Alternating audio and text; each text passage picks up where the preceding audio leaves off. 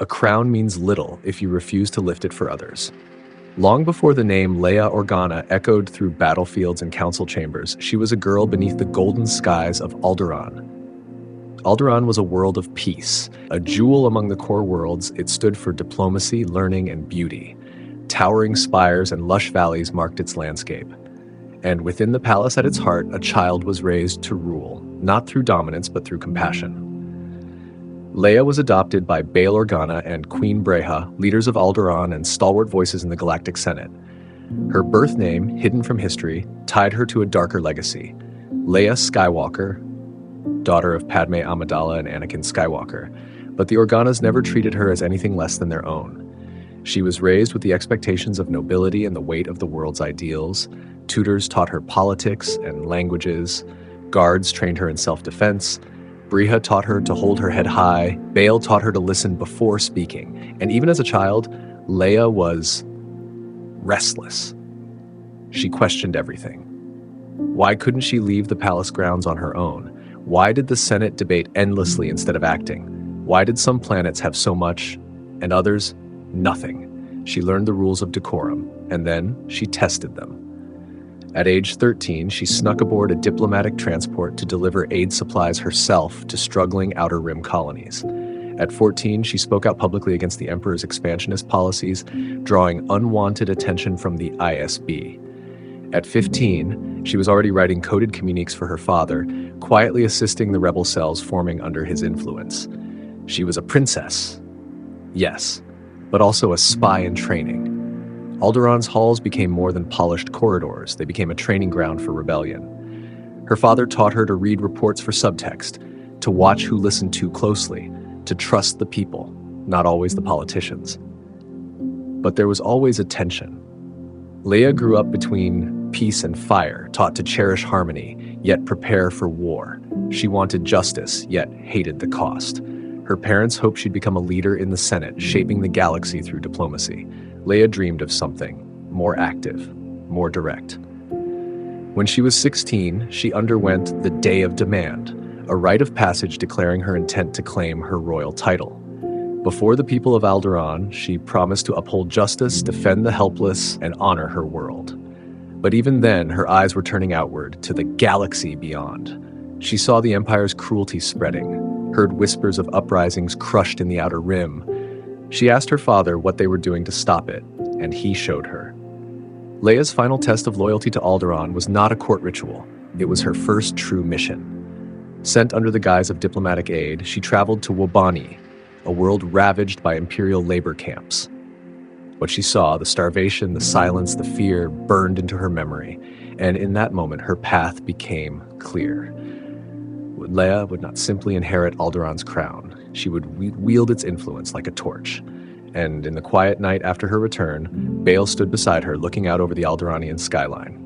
"You'll see terrible things, Leia," he said, "and you'll be asked to do worse. But you must remember our cause is not destruction. It is restoration." She nodded. She was no longer just a princess. She was a soldier in spirit, a rebel before the galaxy knew her name, and the fight was only beginning.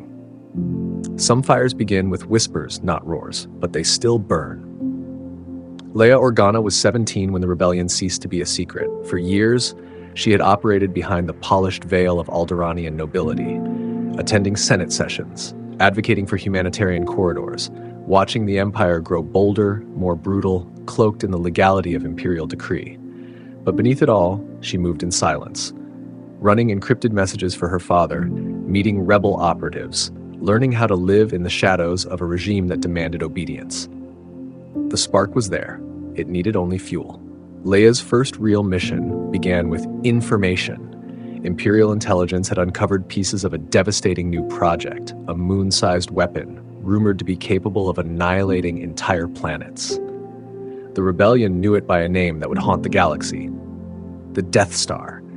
A secret transmission from Cassian Andor and Jyn Erso confirmed the threat. The Death Star was real, and its construction was nearing completion. The Alliance needed the weapon's technical schematics to find a weakness. Bail Organa, now deeply entangled in rebel leadership, turned to his most trusted asset: his daughter. Leia's mission was clear: travel to Taprawa, receive the stolen plans from rebel spies, and deliver them to the rebellion's central command on Yavin 4.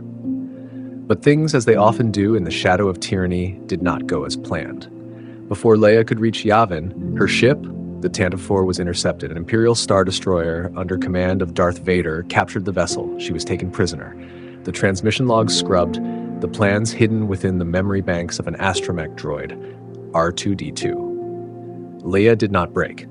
Even as Vader interrogated her, even as Governor Tarkin threatened her world, even as the shadow of her lineage loomed silently beside her, unspoken, unknown, she lied, she resisted, she endured, and she paid a price.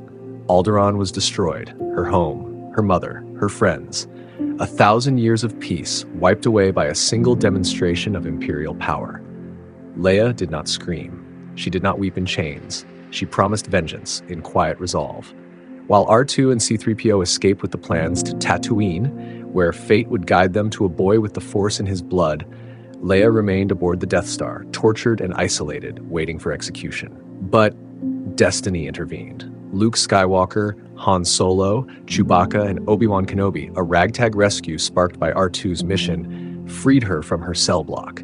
She quickly took charge, blasting a path through stormtroopers and navigating trash compactors with far more tactical sense than her would-be saviors. Leia was not a damsel, she was a leader. When they escaped and returned to Yavin, Leia immediately turned her focus to the battle ahead. The plans she'd risked everything for were analyzed, a weakness in the Death Star was found, a mission was mounted, and then they won. Luke fired the shot. The Death Star fell, but it was Leia who had delivered the opportunity. Her mission, her sacrifice, had given the rebellion its first true victory, but the cost was immense. She had no home to return to, no mother's arms, no quiet Alderaanian fields, only war. Still, she stood. The rebellion had gained a hero in Luke Skywalker, a fighter in Han Solo, but in Leia Organa, they had a commander, a strategist forged by loss and strengthened by fire. From that moment forward, she ceased to be just a princess. She became a rebel leader. Hope is not a word. It is a blade, sharpened in silence, and drawn when all else is lost. After the destruction of the first Death Star, Leia Organa stood at the heart of something far greater than a single battle. The rebellion had scored its first major victory, but it had also gained a target on its back. Leia wasted no time. While the galaxy saw Luke Skywalker as a hero, Leia saw the larger picture. The Empire would respond, and the rebellion could not afford to lose momentum. She coordinated the withdrawal from Yavin 4, working with General Dodonna and Admiral Akbar to establish new hidden bases. She led diplomatic missions to systems teetering between neutrality and fear. Her sharp wit, fluent diplomacy, and unwavering defiance made her a figurehead for the cause. But behind her composure, grief simmered. Alderaan was gone. She often dreamed of it, quiet forests, music halls, her mother's voice, and woke with the weight of loss pressing against her chest. But she had no time to mourn, because Leia understood something clearly. If she let grief consume her, the Empire would win again. Instead, she led. On Hoth, Leia was instrumental in building Echo Base. She helped engineer the installation's defensive systems, worked with engineers and scouts, and inspired morale among soldiers, freezing in the snow. She knew their names. She walked among the ranks, not above them. When the Empire discovered their location and launched a ground assault led by Darth Vader himself, Leia organized the evacuation. She stayed until the last transport left, coordinating retreat, directing personnel, and personally ensuring the safety of the wounded. Only then did she escape aboard the Millennium Falcon with Han, Chewbacca, and C-3PO. What followed was a period of chaos and awakening. Leia and Han clashed constantly, sparring with words that barely masked a growing tension. She had spent her life burying feelings beneath duty, but Han broke through that wall with every reckless, stubborn, loyal act. In the quiet moments aboard the Falcon, Leia allowed herself something rare. Affection, not weakness, but trust, a connection that did not erase her strength, but deepened it. But peace was not for her. Not yet. They were betrayed on Bespin, captured by Vader. Han was frozen in carbonite, and in the halls of Cloud City, Leia came face to face with the truth that changed everything. Luke was her brother. Vader was her father. She didn't learn this from Luke immediately, but the Force whispered it to her, slowly, deeply, like a truth she had always known. And it shook her, not because she feared Vader's blood, but because she had seen what it could do. She buried the fear, focused on the mission.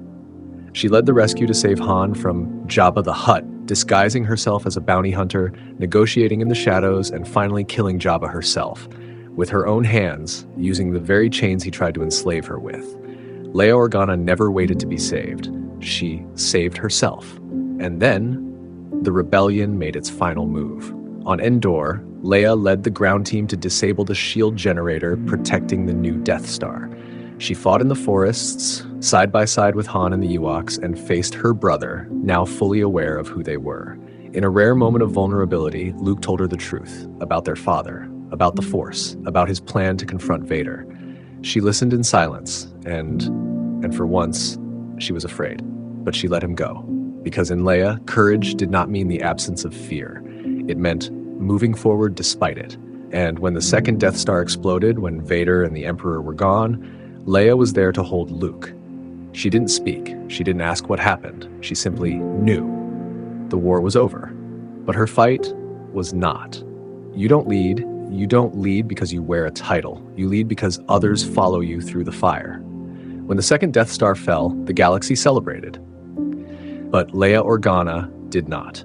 She stood among the jubilant crowds on Endor, feeling a grief deeper than any ceremony could cover. The Empire was broken, yes, but not gone. The systems that had fueled its rise still smoldered. The fight for freedom was only shifting into a new form. Leia did not fade into peace. She stepped forward. She became one of the principal architects of the New Republic, a fledgling democracy forged from the remnants of rebellion. In the chaotic years after the war, she balanced diplomacy with vigilance.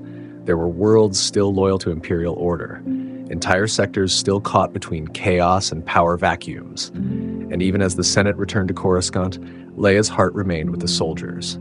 Her title changed, from princess to senator, then general, but her purpose did not.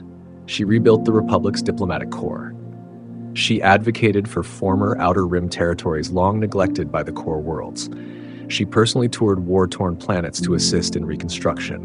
Wherever leaders hesitated, Leia acted, and all the while, she carried a private burden.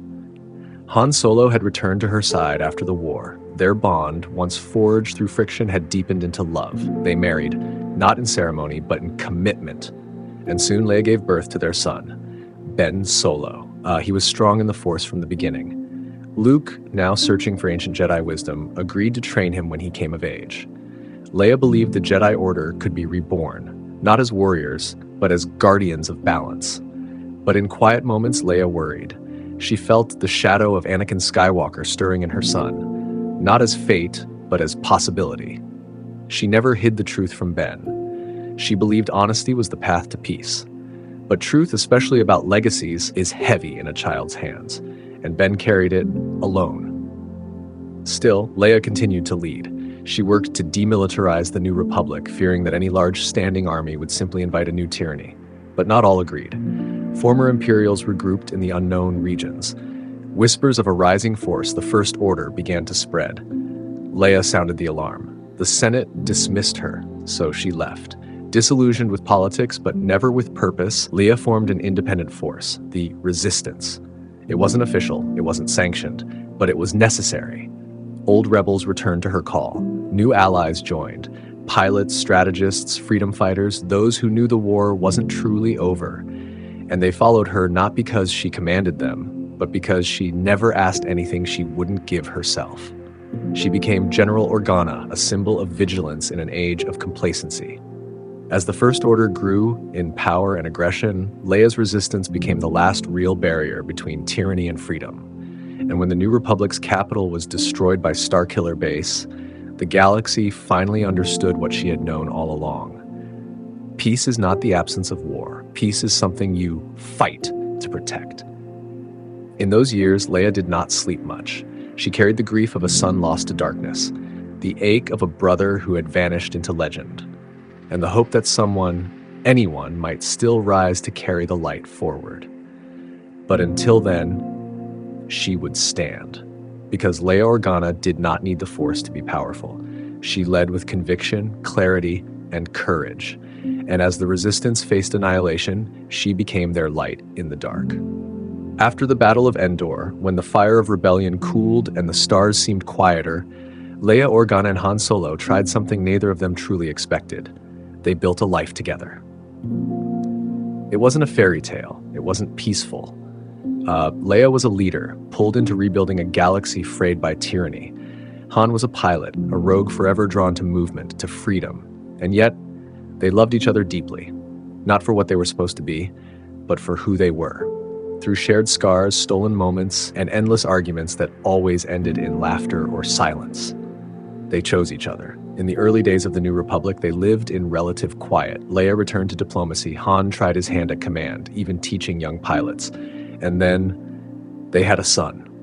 Ben Solo. He was born of fire and legacy, his lineage a storm of light and shadow. Grandson of Anakin Skywalker, nephew of Luke Skywalker, heir to Organa and Solo. The Force in him ran deep, raw, unstable. Leia saw his potential the moment she held him. She also saw the danger. Ben was loved. That much is true. Leia and Han gave him everything they could: attention, protection, freedom. But the galaxy loved him less simply. Some whispered about his bloodline, about Vader, about the darkness that might awaken in him. Leia shielded him as best she could. But some truths can't be held back forever. She chose honesty. When Ben was old enough, she told him who his grandfather truly was. That Darth Vader, the enforcer of oppression, was once Anakin Skywalker. Her father. His. She hoped it would free him. Instead, it shook him. Leia could see it. The conflict in his eyes. The confusion. The fear that his destiny was written in blood, that he might fall as Anakin once did. She turned to Luke. Her brother had already begun rebuilding the Jedi. Leia, herself strong in the Force, had trained briefly with him, but chose to step away, haunted by visions of her son's death. But Luke could help Ben. He could teach him, guide him, protect him, or so they all hoped. Ben's departure to Luke's temple was a quiet fracture in the family. Leia buried herself in duty, leading, negotiating, fighting. Han drifted, returning to old habits, old circuits, old scars. They remained in contact, but the distance between them was real. Neither blamed the other. They simply didn't know how to grieve what hadn't yet been lost. And then, they did lose him. Ben Solo fell. Drawn by Snoke, twisted by fear, anger, and manipulation, Ben became something else. He destroyed Luke's temple, took the name Kylo Ren. He disappeared into the stars and reemerged as the right hand of the First Order. Leia felt it like a blade, the son she carried, the boy she raised, the child she loved, gone. She did not scream, she did not crumble, but a part of her never healed. Han left entirely, not out of anger, but pain. He returned to the Falcon, to smuggling, to the man he once was. He couldn't face what had become of their son. Leia stayed, with the resistance, with the burden, because someone had to. Years later, they would meet again, briefly, in the shadow of Starkiller Base, the galaxy on fire once more. Han's eyes held regret, Leia's held sorrow, but both still held love. "If you see our son," she said, "bring him home." Han never returned, killed by Kylo Ren's own hand. Ben Solo's last bridge to his parents shattered. Leia didn't mourn publicly. She sat alone, silently. The Force around her, aching. And yet, she still hoped that Ben could come back, that he wanted to, that the light inside him, however faint, still existed. Because Leia Organa never believed people were beyond redemption. Not her father, not her son. Not anyone. A name is not destiny. A name is only the shadow you choose to cast behind you. Leia Organa had spent her life defining herself by what she chose to be. A leader, a soldier, a voice for the voiceless. But there was one truth she had not chosen. A truth revealed not by blood, but by the Force. She was Leia Skywalker, daughter of Anakin Skywalker, once a Jedi Knight, now remembered as Darth Vader. The knowledge came to her gradually, first through Luke, then through her own feelings as she touched the Force and saw pieces of her origin. Not images, but emotions, echoes. A childhood she had never known, a mother's voice she had never heard. For years she kept it buried. She feared what others would say, what the galaxy would think if it learned that one of the leaders of the New Republic shared blood with the very tyrant who had enslaved it. The truth would not only hurt her, it would fracture the fragile peace they were building. So she wore her adopted name with pride. Organa, because to her, Bail and Breha were her true parents, not by blood, but by love. Still, the past was not silent. It whispered in visions, in dreams, in Luke's voice when he urged her to begin Jedi training. At first, Leia resisted. She believed her place was in diplomacy, in governance, not among mystics with blades and robes. But as the Force continued to awaken in her, she realized she had no choice but to understand it. Not for power, but for peace. She trained with Luke on remote worlds, far from politics and press. The Force came to her differently than it had to her brother, less like a wave, more like a breath. Steady, subtle, natural. She built her own lightsaber, gold and silver, elegant and precise. She studied meditation, precognition, even Force healing. She was strong, stronger perhaps than she ever allowed herself to believe. And yet she stopped. In a moment of stillness, Leia saw a vision, a future where her path as a Jedi ended in sorrow, the death of her son. She couldn't see how or when, only that the power she had inherited might consume, not save. So she made a mother's choice. She turned away from the saber, buried her training, not out of fear of who she was, but out of love for who her son might become. Luke respected her decision. He knew the burden she carried was greater than any single role, and so her saber was hidden, set aside, waiting. Years later, the truth of her parentage would come back, not from within, but from without. In the Senate, as the First Order's rise became undeniable, political rivals leaked her bloodline. Leia Organa, beloved general and hero, was revealed to be the daughter of Darth Vader. The news sent shockwaves through the Republic. Allies turned cold. Public trust wavered. To many, it didn't matter what she had done, only what she came from. Leia did not defend herself. She didn't deny it, didn't run from it. She stood and said, "I am Leia Organa. I have always fought for peace. That has never changed and never will." Her words echoed louder than the scandal, because Leia had always been more than her name, more than Vader's daughter, more than a Jedi or a general. She was a symbol of endurance, of resistance, of truth. And while the past haunted her, it never defined her. Instead, it forged her. The New Republic believed the war was over. The Senate was restored, Imperial remnants scattered, Starfleet forces were downsized, and most citizens rejoiced in peace, finally, after decades of fear. But Leia Organa was never content to trust the surface. She saw the cracks early. She listened when no one else would. Rumors of an organized, militarized faction growing in the unknown regions reached her long before anyone dared call it a threat. Whispers of secret shipyards, vanishing scientists, distant systems falling silent without warning. And behind it all, a name, the First Order. Leia brought her concerns to the New Republic's leadership. They dismissed her. Some accused her of paranoia, others of using fear to rebuild the military. And when her bloodline, daughter of Darth Vader, was exposed, trust shattered. So she left, not defeated, not exiled, determined. She formed a new organization, not sanctioned by the Republic, but tolerated, not large, not glamorous, but focused. Old friends returned. Admiral Akbar, Nien Nunb C-3PO. Younger allies stepped forward, Poe Dameron, Snap Wexley, Paige and Rose Tico. Leia built her base on the fringe worlds. Kar, Takodana, hidden systems beyond the core's gaze. They trained in silence, gathered intelligence, tracked First Order movements while senators bickered, the resistance prepared. Leia wasn't just a leader. She was hope personified. She kept the morale high, not with speeches, but presence. She walked among her people. She remembered names. She reviewed battle plans, treated droids as equals, and never, never stood above anyone. Her eyes, though tired, still saw clearly. Her voice, though weathered, still commanded without fear. She missed Han. She missed Luke. She missed her son. But she carried on. When the First Order unveiled Starkiller Base, a weapon capable of destroying entire star systems, Leia didn't flinch. She coordinated the Resistance's attack with ruthless precision. And when the Hosnian system, the New Republic's capital, was obliterated in a single blinding instant, she did not mourn publicly. She simply turned to her generals and said, "Then we fight. We're all that's left." Leia knew the cost of war. She had paid it before. This time she paid it again, in soldiers, in planets, in silence. But still, the Resistance endured. She sent Poe Dameron to Jakku to retrieve a map, a piece of the lost puzzle that could lead to her brother. Luke Skywalker, who had vanished into legend and myth, was her last great hope. She knew only he could help her son, and only he could help the galaxy remember the light. Poe found the map, but with it came chaos. Finn, a former stormtrooper, defected. Rey, a scavenger from nowhere, touched the Force. Han returned. Kylo Ren rose, and Leia felt it all. Every connection, every loss, every thread fraying in her hands. She sent Han to bring Ben home. He never came back.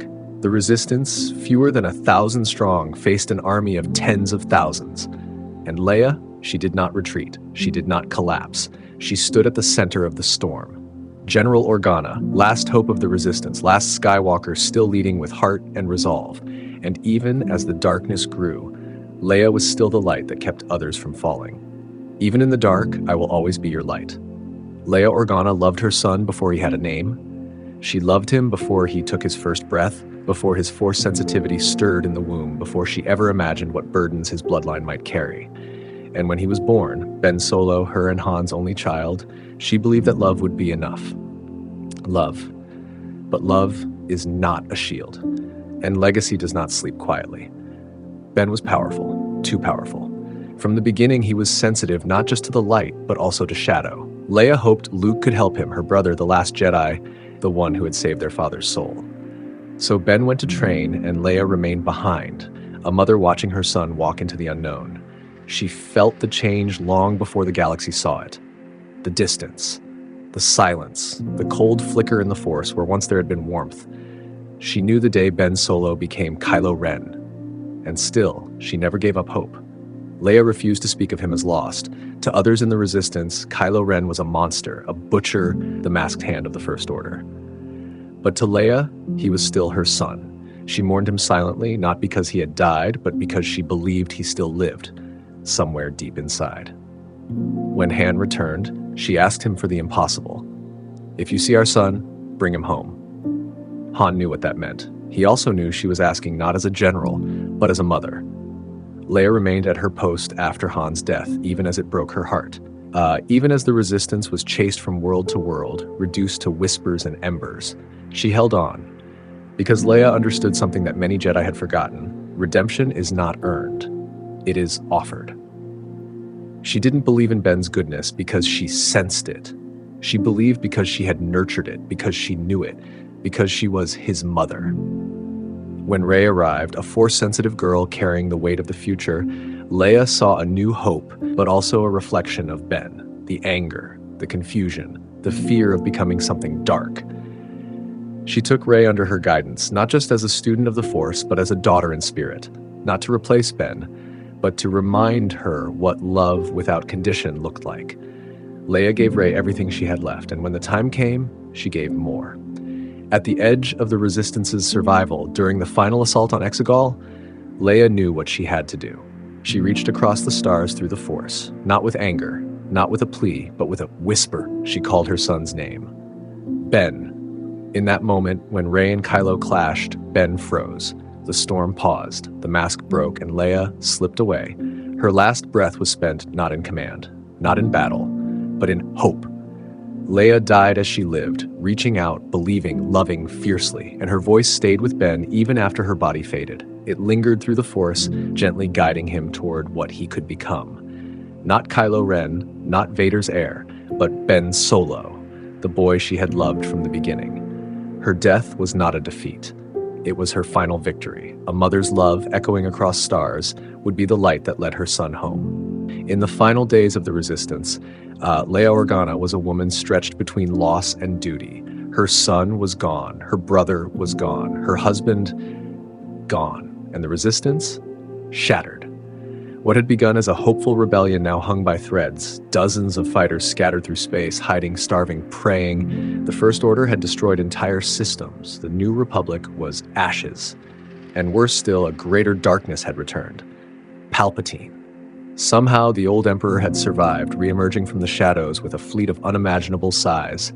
The Final Order threatened to crush the galaxy in a single sweep. Leia felt it all. The unraveling of hope, the weight of destiny falling once again on her shoulders. But she did not break. On Ajan Kloss, Leia worked with what remained of the Resistance to gather allies, to plan one final strike. She barely slept.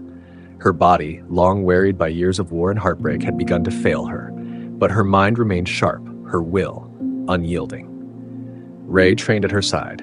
Leia was no longer just a general. She was a mentor, a final voice of light. She taught not through combat, but with wisdom. She reminded Rey of patience, of balance, of the choice to stay in the light, and she did so as her own light flickered. When Leia learned of Ben's final descent, her pain was immeasurable, but still she did not speak ill of him, not once. To her, he remained her son, and even at the end, she believed he could return. Leia's staff began to notice something in those last hours. She moved less, spoke softly, often stood alone, staring at the sky as if searching for a familiar presence. Perhaps she was reaching for Luke, or for the Force itself, or simply for peace. And then, the moment came. Rey was on Kef Bir, battling Ben Solo in the ruins of the second Death Star. Leia knew, she felt it. With the last of her strength, she reached across the galaxy through the Force. A simple, powerful act, not to fight, but to call. Ben, a mother's voice, a final plea. In that instant, Leia gave everything. Her life, her presence, her very essence. Her body faded into the Force. Her final act, not of battle, but of compassion. It was enough. Ben Solo dropped his blade. The light returned to his eyes. Leia's mission, her hope had not been in vain. The galaxy mourned her quietly. On a John Kloss, her body was veiled in cloth, laid upon stone beneath a canopy of leaves. There were no parades, no grand ceremonies, only those who knew her best. The warriors, the pilots, the friends who had followed her for decades. Rey was among them, silent, shattered, but also changed. Leia's saber, long hidden, was passed to Rey. Her voice would linger in the Force, her light eternal. Poe Dameron wept. He wasn't ready to lead. Leia had been more than a general to him. She had been a guide, a moral compass. But in her absence, he found courage, because she had believed in him. All of them were stronger because of her. Leia Organa died not on a battlefield, not in fire or fury. She died the way she lived, protecting others, leading with grace, believing in the impossible. And through those who carried her memory, Rey, Poe, Finn, and the scattered survivors of a battered resistance, the spark of rebellion blazed again, not just to defeat darkness, but to honor the woman who never let the light go out. She wasn't just royalty, she was revolution. Leia Organa was born into nobility, raised into rebellion, and remembered as legend. Her legacy is not etched in monuments or carved into statues, though many exist. Her true legacy lives in people, in choices, in change. Leia's life wove through the most pivotal events in galactic history. She was there when the Senate fell and when the Empire rose. She fought in the first spark of rebellion and later led the charge against its resurgence in the form of the First Order. But what defined her was not her presence in history. It was how she shaped it. She never sought power for herself. She didn't chase titles, though she held many: princess, senator, general, Jedi. Instead, she fought to give others the power to rise. Leia taught the galaxy that leadership did not come from bloodlines or destiny, but from conviction. She forged alliances across species and cultures. She showed that courage could take the form of a blaster in the hand or a raised voice in a Senate chamber. She believed in diplomacy, but never shied from a fight when justice was at stake. Her impact was generational. Poe Dameron took up her mantle, not only as a commander, but as someone who inspired loyalty through trust. Rey inherited her saber, and with it, Leia's belief that light can emerge from any darkness. Even Ben Solo, redeemed in the final hours of his life, carried Leia's voice as the echo that guided him home. Leia left behind no imperial legacy, no family dynasty. She left behind hope. When Rey buried Leia's saber beside Luke's beneath the twin suns of Tatooine, she laid to rest not just a weapon, but a lineage, a legacy that spanned from Anakin Skywalker's fall to Luke's faith, to Leia's fierce love, and now to something new. Leia once said, "We have everything we need," and that was her truest gift. Not just the resistance, not just her name, but the example she lived by. That strength is quiet, that kindness is brave, that leadership is service, and that no one, not one soul, is ever beyond redemption. In the end, Leia Organa became more than the galaxy's guiding light. She became its conscience, and long after her voice faded into the Force, her words, her choices, and her strength continue to ripple across the stars. She lived for peace, she fought for justice, she died with hope, and in her memory, that hope will never fade. Some weapons are forged in silence, and sharpened in every room where people refuse to listen. Before she became a general, before she became a symbol of rebellion, Leia Organa was trained for the battlefield of words. As a child of Alderaan, diplomacy was in her blood. Her adoptive father, Bail Organa, was one of the most skilled political minds in the Galactic Senate. He taught her that negotiations weren't about avoiding conflict. They were about winning wars without a single shot fired. From a young age, Leia watched him maneuver through endless sessions on Coruscant, where power often hid behind manners, and the most dangerous battles were fought over language. She learned that every pause could be a tactic, every look a signal. She absorbed it all. And by 16, she was already delivering speeches on behalf of Alderaan's humanitarian efforts. At 17, she was one of the youngest senators in the Imperial Senate. To most, she appeared a sharp but well-bred aristocrat. They didn't see the fire. That was her advantage. Leia played the part of the polished noblewoman when it suited her. She could flatter, redirect, and outmaneuver seasoned senators twice her age. But beneath the poise was a steel spine. When debating imperial policy, she would press like a blade, never raising her voice but never backing down. She knew how to stall legislation, how to bury dangerous reforms in subcommittees, how to draw attention to injustice without being caught overtly supporting rebellion. It was a dangerous game. Many of her colleagues were spies, informants for Palpatine's regime. One wrong word could mean execution. But Leia understood the risks. She wasn't speaking to the chamber. She was speaking to the galaxy. Her speeches denouncing forced labor on Outer Rim worlds circulated quietly across rebel cells. Her arguments for demilitarization and equitable trade inspired senators from neutral systems to start questioning the Empire's intentions. And when the Empire dissolved the Senate altogether, Leia did not weep. She had already moved far beyond words. In the Rebel Alliance, she continued to use diplomacy as a frontline weapon. While other leaders focused on tactics and starships, Leia traveled to independent systems, negotiated military support, recruited neutral leaders into the cause. She convinced Mon Cala to lend its fleet. She rallied Outer Rim miners into supplying materials. She brokered non-aggression pacts between rival worlds so resources could flow uninterrupted. And she did it all without threats or coercion. Leia didn't impose. She inspired. Even after the fall of the Empire in the early days of the New Republic, Leia was at the heart of every major treaty. She helped write the Galactic Concordance, the document that officially ended hostilities and outlawed Imperial military movements. She advocated for reparations, not revenge. But peace, she learned, is harder to defend than war. The new Senate grew complacent. Corruption crept back. Old families with old wealth began rewriting history. Leia stood in the center of it all, trying to hold the Republic together, not through military might, but through unity, law, and truth. And once again, she was punished for her truth. When her identity as Darth Vader's daughter became public, many in the Senate turned on her. Deals fell through, allies distanced themselves, and Leia, she gave them no satisfaction. "I am Leia Organa," she told the press. "I serve the people, not their fear." That was when she left the Senate, not in disgrace, but in defiance. The Republic had lost its voice of clarity, and Leia took her diplomacy elsewhere, to the Resistance. There, her skills remained just as valuable. Every supply line she negotiated, every safe harbor she secured, every defector she turned, was the work of a stateswoman who understood that war is not just fought with guns.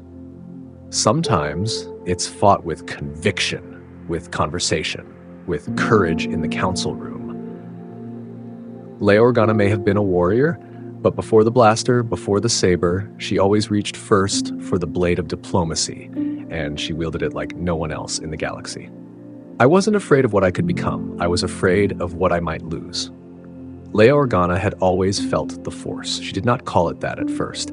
As a child, she experienced moments of intuition, sensing deception before it was spoken, fear before it showed in someone's eyes. She could reach into silence and find clarity. Later, she would call it instinct. Then, focus. Eventually, she called it the Force. The truth was always inside her. But unlike her brother, Leia's journey to the Force came later, and it came not with excitement, but with reluctance.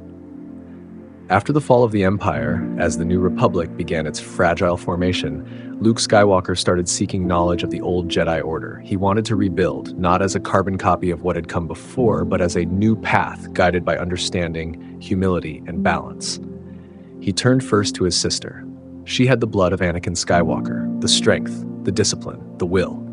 Luke told her plainly, she would be a great Jedi. Leia hesitated. Her duty to the Republic was immense. Her grief over Alderaan, Han's restlessness, the child growing in her arms, all weighed heavily. But in time, she agreed, not to become a Jedi Master, not to carry a title. She trained to understand herself. On remote worlds far from the Senate floor, Leia trained in secret. Her lightsaber was gold and silver, sleek and elegant, crafted with both precision and restraint. Luke taught her how to listen to the Force, not command it. How to fight, but also when not to. She was a natural. More than just powerful, Leia was centered. Her connection to the Force was steady, unflinching. While Luke sometimes wrestled with its vastness, Leia anchored herself in discipline. She had spent her life walking between emotion and duty, and the Force responded to that balance.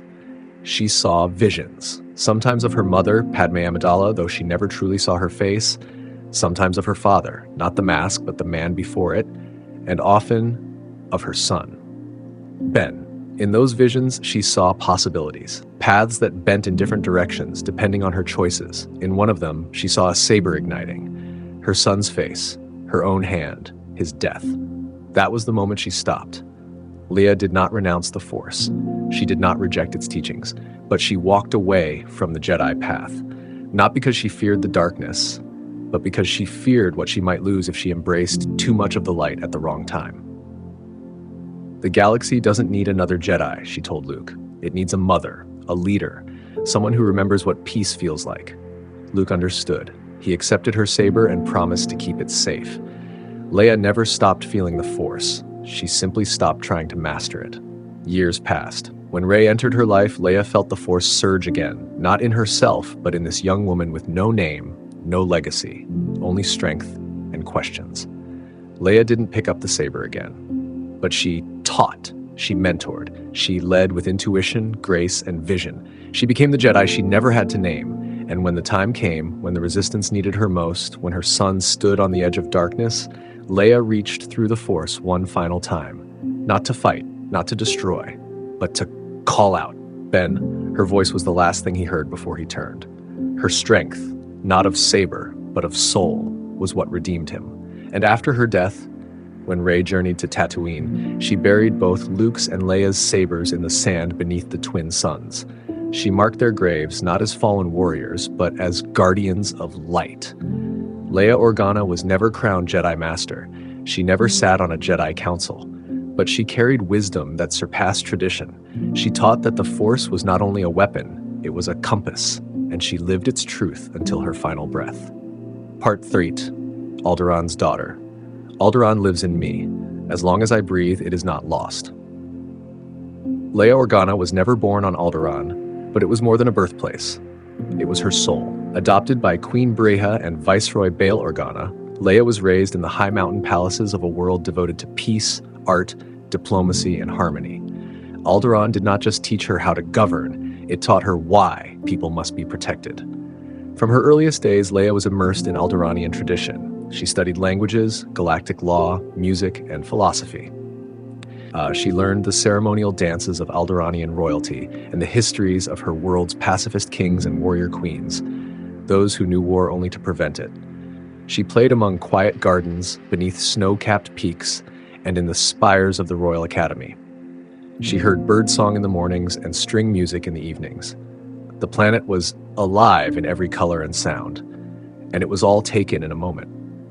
When the Death Star fired, Leia was aboard the battle station. She had just been forced to watch Grand Moff Tarkin murder her home in a show of power. The sound wasn't the loudest thing she remembered. It was the silence that followed. In the seconds after Alderaan's destruction, something inside Leia shattered. She felt a grief that had no words, no time, and no comfort. But she didn't cry. Not then.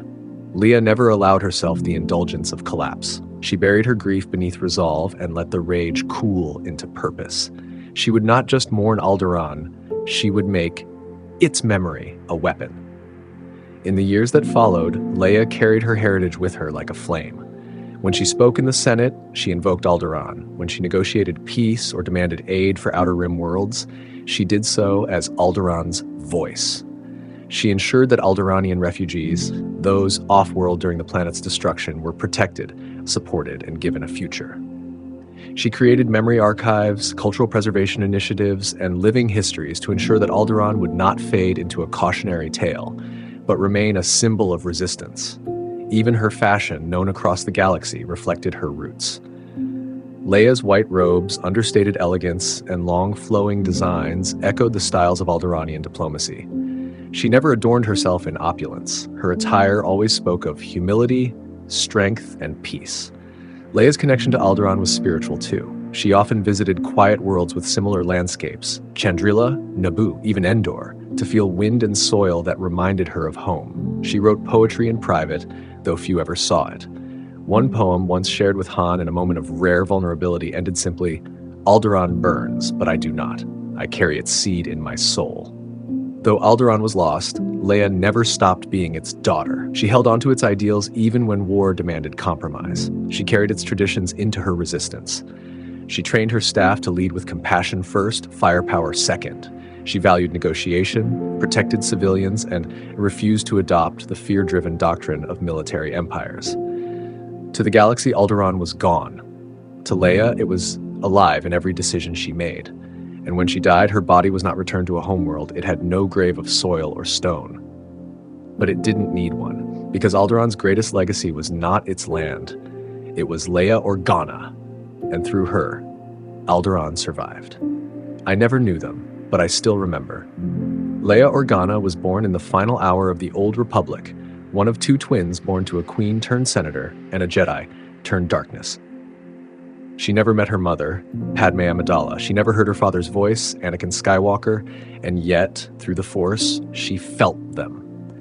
At first, it came as dreams, gentle, blurred sensations, a warm hand, a lullaby she'd never heard but somehow knew, a sorrow too deep for childhood. Leia, even before she understood the Force, carried a grief that didn't begin with her. It began with Padme. Though Leia was raised on Alderaan, taught by Queen Breha to value logic, diplomacy, and poise, she always felt a fire inside her that didn't quite match the serenity of her homeworld. She chalked it up to frustration, passion, ambition. But later, Luke told her what he had seen. She was brave, he said, strong, fierce. She loved without compromise, and she died of a broken heart. Leia barely spoke when she first heard her mother's name. She didn't cry. She listened. She learned of Padme's work as a senator of Naboo, her commitment to the Republic, her speeches in defense of peace, her belief that democracy must never be taken for granted. She learned of the way Padme stood firm against tyranny, even as it rose within her own government. And in every detail, Leia saw herself. It was as if her life had followed the shape of a woman she had never known, but whose spirit lived within her. The Force connected them across time. Leia would later meditate and catch glimpses, never clear, never full, of her mother standing on a balcony, hand on her stomach, tears in her eyes, a woman torn between love and fear, a woman who had hoped even when the galaxy crumbled. Those fragments were enough. They weren't facts. They were feelings. And Leia trusted them. But if Padme gave Leia her fire, Anakin gave her something else. Darkness. Leia feared her father's legacy in a way Luke never did. She wasn't raised as a Jedi. She hadn't seen Anakin's goodness firsthand. She had only known Darth Vader, the mask, the destroyer of worlds, the torturer of friends, the killer of hope. And then she learned that he was once her father. She raged, not outwardly, but inwardly. Quiet, private fury, not at Luke for telling her, not even at Vader, at herself for wondering if any part of that darkness could live inside her. And yet, through the Force, she eventually came to see a deeper truth. Her father was more than Vader. He was Anakin Skywalker, the Jedi who fought for others, who loved Padme, who died to save Luke, who, in the end, chose light. Leia never spoke to Anakin's ghost, not the way Luke did. She did not seek him out, but she felt him, especially after Ben was born. There were moments holding her child when she could sense that same fear, the terror of losing those you love, the temptation to protect through control. Leia fought that feeling every day. And she forgave Anakin, not for what he became, but for what he lost. She understood, because she had almost lost her son too. Through Padme, she found courage. Through Anakin, she found warning. But she also found a promise that blood does not define you, only choice does. And Leia Organa chose, again and again, to become something better than her legacy, while never denying it. She didn't erase their names, she carried them like echoes, soft, haunting, and sacred. Padme's passion, Anakin's power, her own clarity, 3 generations bound not by fate, but by love. I carry my sorrow the way I carry my title, with purpose. Few in the galaxy experienced as much loss as Leia Organa, and none endured it with such grace. Her life was marked by the relentless rhythm of hope gained and hope torn away. Yet through every heartbreak, she did not retreat. She did not collapse. She led. The first and greatest loss came on Alderaan. She had grown up on its mountain spires, had sung its folk songs, had tasted its sweet spring wine, had walked its glass gardens with the people she called family. When the Death Star destroyed the planet, it did more than end a world. It erased a culture, a people, a piece of Leia's soul. She witnessed it from afar. She couldn't stop it. She couldn't look away. The next day, she stood with the rebellion as if nothing had changed. Because if she let grief consume her, the Empire would win again. That was the beginning of a pattern. Leia lost comrades daily, pilots, soldiers, friends. Some fell in battle, others in betrayal. She rarely had time to mourn. Grief became a silent companion folded neatly behind her words in briefings, behind the smile she gave to frightened recruits. She lost her father, Bail Organa. She lost her mother, Briha. She lost her biological parents before she ever met them. But the pain that cut deepest came much later. She lost Han to distance, then to death. She lost Ben to the dark side. She lost Luke to the Force when he sacrificed himself to save the Resistance. Each loss fractured her, but none destroyed her, because Leia had learned a truth that most Jedi never fully embraced. Grief is not the opposite of strength. It is the proof of love, and love is the greatest strength of all. She never allowed sorrow to harden her. She never became bitter. Where others broke, she bent. Where others hid, she stood visible. She listened to young soldiers afraid to die. She comforted parents who had lost their children in battle. She sat with droids who had lost their owners. Leia made time for the grieving, even when no one made time for her. Because she understood, morale is not built with rousing speeches. It is built with compassion. And even when she was utterly alone, after Han was killed by their son, after Luke vanished into the Force, after Ben descended into Kylo Ren, Leia kept walking forward. "He's still in there," she whispered once. "And if I give up on him, then who will believe in anyone?" She never gave up. Not on people. Not on peace. Not on herself. She carried the pain quietly, wore it like armor, not because she refused to feel it, but because she knew how heavy others' burdens were, and she refused to add to them. In doing so, she became more than a leader. She became a symbol of survival. To every refugee, every resistance recruit, every pilot in a burning cockpit, Leia represented something more than victory. She represented endurance. And in her final act, reaching out through the Force to call her son back, she gave not a command but a memory. The memory of a mother who never stopped believing, even when the galaxy had. Her light did not burn with rage or vengeance. It glowed softly and steadily like a beacon through the storm. Part 6, Women of the Rebellion. The fight isn't won until every voice is heard. Leia Organa stood on battlefields and in Senate chambers, but her most lasting victories may have come in the hearts of those who followed her, especially the women who saw her not just as a leader, but as proof that they belonged in the fight. From the earliest days of the Rebel Alliance, Leia defied every assumption of what a princess was supposed to be. She didn't hide behind guards. She didn't wait for rescue. She gave the orders, led the charge, and dared anyone to question her right to do so. But Leia didn't only break barriers. She opened doors. In a galaxy that often relegated women to roles of silence or spectacle, Leia created space for others to rise beside her. She saw strength in all forms, in warriors and diplomats, in pilots and medics, in spies and engineers. She surrounded herself with women who shared her drive. Mon Mothma, the founder of the Alliance, became both a political ally and a mirror to Leia's own commitment to governance without tyranny. Shara Bey, ace pilot and mother to Poe Dameron, flew missions for Leia in the darkest hours of the rebellion. Amelin Holdo, eccentric and brilliant, led with grace and sacrifice, never flinching in the face of impossible odds.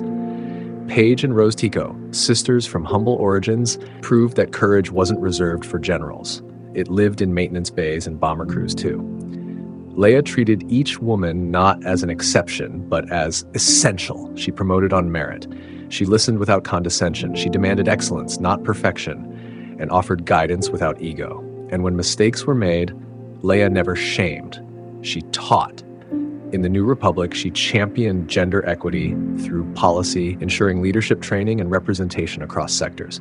She instituted mentorship programs in planetary defense forces. She authored anti-discrimination clauses in Republic military charters. And in the Resistance, her command staff was one of the most diverse in the galaxy, not by accident, but by intent. Leia believed deeply in the idea that strength should never be gatekept. When Rey arrived, confused, powerful, untrained, Leia didn't hesitate. She took the young woman in without question, not as a curiosity or symbol, but as a person. She offered Rey what few in the galaxy ever had: trust, and more than that, a future.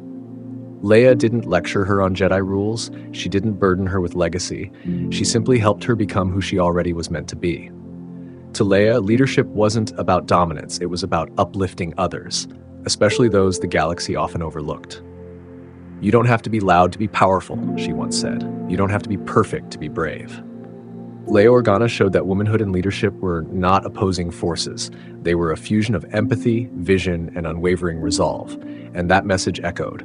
Long after her death, women continued to rise, inspired by the path Leia had blazed. Rey, now the last Jedi, carried forward Leia's lightsaber. Rose Tico remained a voice of truth and heart. Countless others across the stars, pilots, chancellors, engineers, cited Leia as their reason for standing tall. Not because she claimed power, but because she shared it. Leia Organa wasn't just a leader of the rebellion. She was the heartbeat of a movement that made space for everyone to lead. Wars are not won with armies alone. They are won with the right voices in the right rooms. While many knew Leia Organa as a battlefield commander, her most profound victories often took place far from war rooms and blaster fire. Her greatest weapon was not always her lightsaber or her command voice. It was alliance. Leia understood that an army could only fight with ships and troops, but a movement fought with ideas, trust, and unity. From the earliest days of the Rebel Alliance, Leia served as a linchpin between its fractured factions. Unlike many rebels, she was raised in diplomacy, trained to negotiate among those who hated one another more than they hated the Empire. Bail Organa had taught her how to read silences, how to turn insult into leverage, and how to close deals without ever raising her voice. She did not just speak with senators. She spoke with smugglers, warlords, planetary monarchs, and underground operatives. In every conversation, she listened first, and then she forged the path forward. It was Leia who helped secure the cooperation of Mon Cala, convincing King Lichar and his people to lend their fleets to the rebellion. It was Leia who worked with rogue factions in the Outer Rim, groups once seen as too unruly or dangerous, to bring them into a unified cause. It was Leia who helped transform the rebellion from a desperate collection of freedom fighters into a government in waiting. After the Empire's fall, she turned her attention to the fragile New Republic, advocating for decentralized power and demilitarization. She believed deeply that centralizing authority had been the mistake that gave rise to Palpatine's empire, and she was determined not to let history repeat.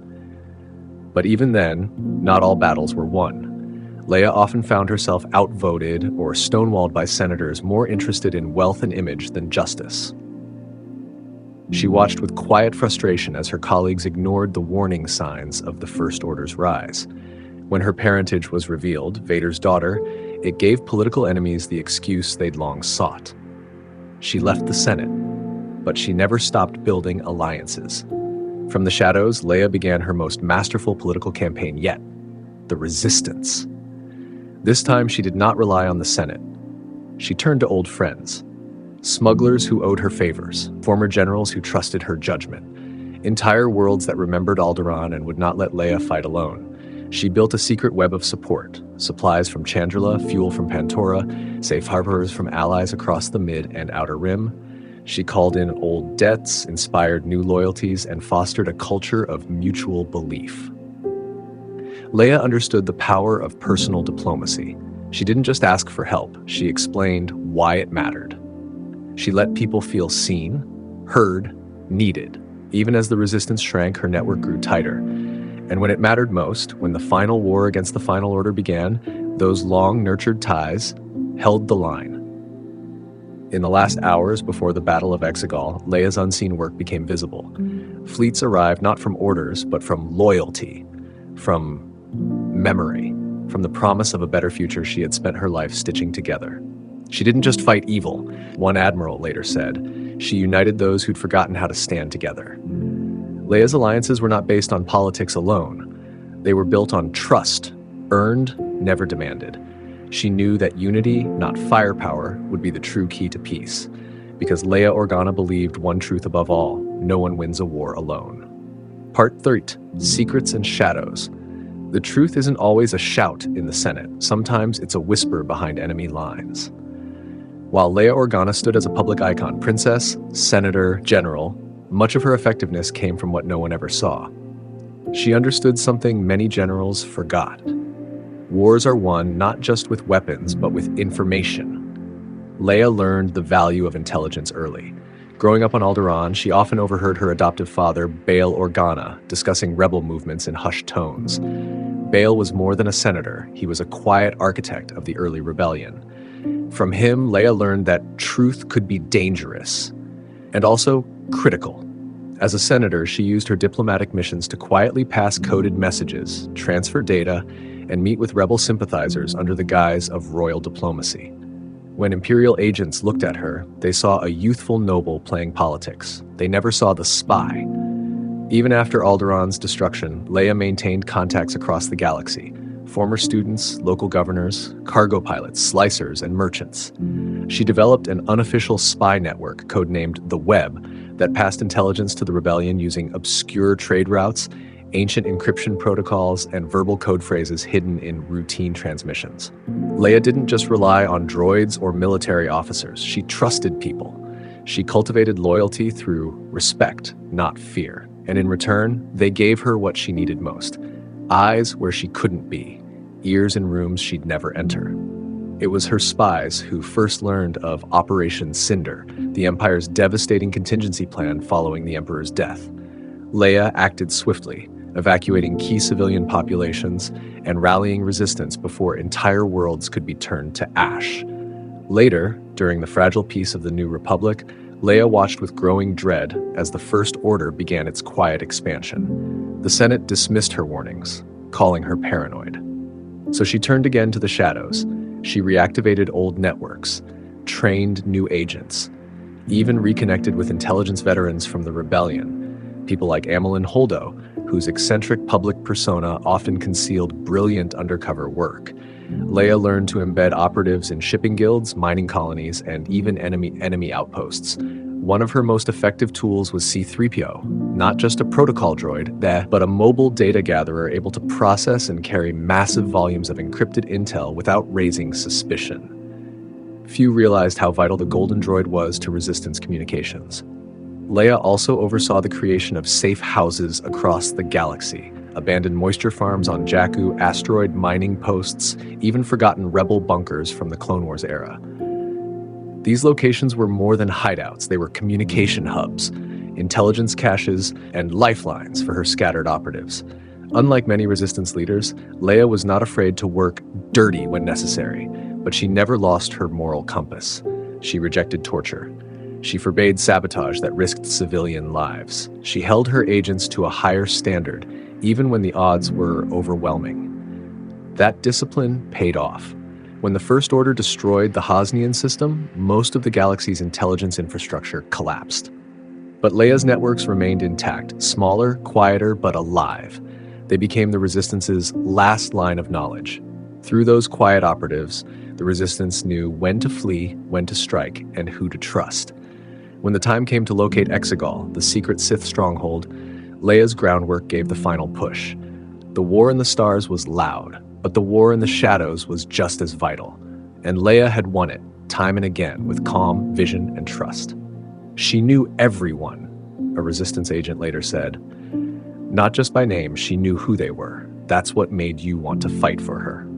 Leia Organa didn't wear a spy's hood, but in silence, she protected the galaxy with truths no one else saw coming.